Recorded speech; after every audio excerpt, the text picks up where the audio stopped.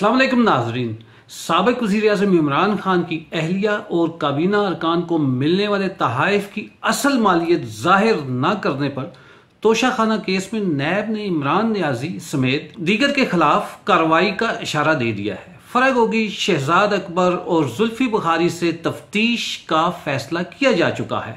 नाज़रीन, आपको याद होगा कि इमरान खान को सऊदी वली अहद से जो कीमती घड़ी, अंगूठी और दीगर तोहफे बतौर वजीर आजम 2019 में मिले थे, वो उन्होंने फरोख्त कर दिए थे।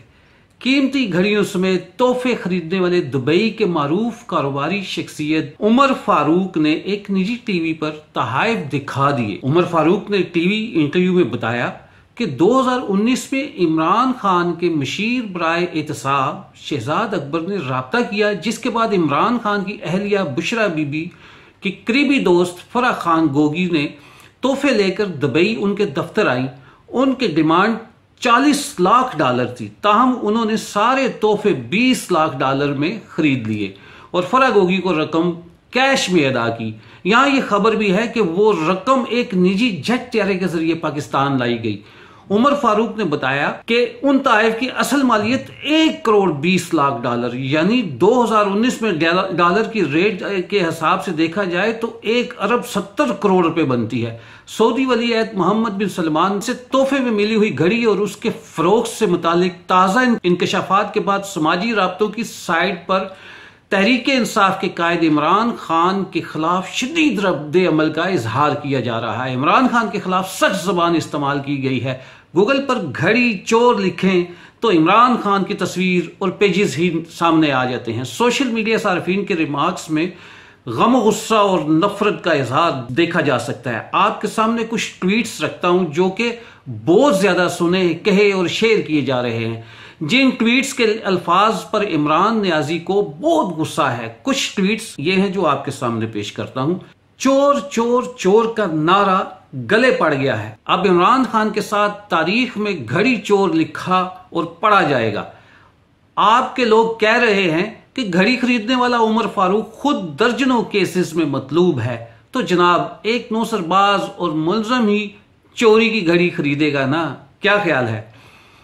वो घड़ी ना बेची होती तो ये घड़ी ना देखनी पड़ती। मदीने की सरजमीन पर नंगे पांव चलने वाले नौसरबाज ने खाना काबा की तस्वीर वाली घड़ी बेच डाली। मक्का नंगे पांव जाने का ढोंग करना है, अवाम को रियासत मदीना के ख्वाब दिखाने हैं और खुद खाना काबा की तस्वीर से मुज़य्यन घड़ी $20 लाख में फरोख्त कर देनी है। बहरूपिये की हर निशानी पूरी है। कहता था मैं आलू प्याज के रेट मालूम करने वजीर आजम नहीं बना, लेकिन मौसूफ ने पेन और घड़ी के रेट खूब मालूम करके बेची। यूथिये मुसलसल तहकीक के बाद इस नतीजे पर पहुंचे हैं कि घड़ी बेचने वाला नहीं बल्कि घड़ी खरीदने वाला फ्राडिया है। वजीर आजम को जो तोहफा मिलता है वो कौम के सरबराह को तोहफा दिया जाता है। इमरान खान ने घड़ी नहीं बल्कि पाक सऊदी ताल्लुकात बेचे हैं। जिन लोगों ने $120 लाख की घड़ी महज $20 लाख में नीलाम कर दी, उन लोगों ने ना जाने और क्या क्या खिलवाड़ मुल्क के साथ किए होंगे। नियाजी घड़ी चोर है, जिंदगी की ना टूटे लड़ी, बेच दो एक दो घड़ी। अगर इमरान खान से CNN या तुर्क एंकर या जर्मनी का एंकर पूछे कि जिसे घड़ी बेची तो उसकी रसीदें और बंदे का नाम क्या है, तो इमरान खान सबूत देने के बजाय पस मंजर बताने लग जाते हैं। BBC, CNN, TRT, financial time और वॉल स्ट्रीट जर्नल और वाशिंगटन पोस्ट में चोरियां और साजिशी कहानियां कौम की जग हसाई और रियासत की रसवाई बन चुकी हैं। सारा जहां घड़ी चोरी की हरकत पर थू थू कर रहा है। साकिब नसार से सनद याफ्ता सदाकत और अमानत का जनाजा निकाल दिया। सवाल सिर्फ इतना ही नहीं कि घड़ी क्यों बेची, वो वजीर आजम था और उनके घर में फाके नहीं पड़ रहे थे जो खाना काबा वाली घड़ी बेची। हजरत उमर फारूक रज़ियल्लाहु अन्हु की मिसालें देने वाले ये करेंगे तो गिरबान तो पकड़ा जाएगा। ये बंदा डिनर सेट की प्लेटें और गुलदान तक उठा कर ले गया, ये तो फिर कीमती घड़ी थी। तोशा खाना के लुटेरों की करतूत आज पूरी कौम के सामने है। घड़ी चोर रसीदे कड्डो। सिर्फ एक घड़ी उम्मत मुस्लिमा के सबसे बड़े चोर को बेनकाब कर गई। वक्त की कीमत का अंदाजा होता तो घड़ी संभाल के रखता। अपना और दूसरों का वक्त बर्बाद करने वाला मुल्क क्या चलाएगा? دوسروں کو چور کہنے والا پاکستان کا سب سے بڑا ڈاکو بن کر سامنے آیا۔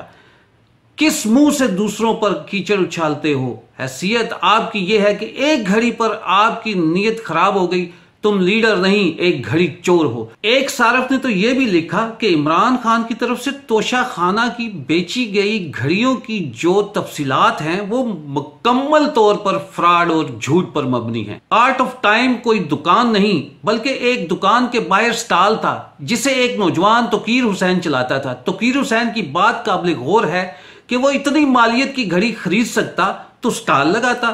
ناظرین، آپ کو یاد ہوگا کہ 21 اکتوبر 2022 کو الیکشن کمیشن نے توشہ خانہ کیس میں عمران خان کو کرپٹ پریکٹس کا مرتکب قرار دیتے ہوئے انہیں 5 سال کے لیے نااہل قرار دیا تھا۔ ناظرین، اب قومی احتساب بیورو نے توشہ خانہ کیس میں کارروائی کا عندیہ دیتے ہوئے کہا ہے کہ نیب توشہ خانہ کیس میں تمام مرکزی کرداروں کے خلاف کارروائی کرے گا۔ سابق وزیر اعظم، ان کی اہلیہ اور کابینہ کے ارکان کو ملنے والے تحائف کی ابتدائی معلومات اکٹھی کی جا رہی ہیں، جبکہ توشہ خانہ سیکشن سے تمام ریکارڈ حاصل کیے جا چکے ہیں۔ عمران خان اور ان کی اہلیہ کو ملنے والے تحائف کی اصل مالیت اور فروخت میں فرق نظر آ رہا ہے۔ گھڑی مارکیٹ ویلیو اور خزانے میں جمع رقم کا بھی موازنہ کیا جائے گا۔ ناظرین، آنے والے دنوں میں گھڑی چور، فراڈ اور توشہ خانے پر ڈاکہ ڈالنے والوں پر نیب کی گرفت اور اس اہم ترین کیس کا فیصلہ کیا صورت اختیار کرے گا؟ عمران نیازی کی سیاست کو توشہ خانہ کیس ڈیمیج کر پائے گا کہ نہیں؟ اس کا فیصلہ آنے والے دنوں میں ہوگا۔ تب تک ہم بھی انتظار کرتے ہیں اور آپ بھی انتظار کریں۔ اللہ پاک پاکستان کی سالمیت قائم رکھے اور اس کی عوام کو اپنے حفظ و ایمان میں رکھے۔ آخر میں اپنا اور اپنے پیاروں کا خیال رکھیں۔ چودھری عامر شہزاد کو اجازت دیجیے۔ اللہ حافظ۔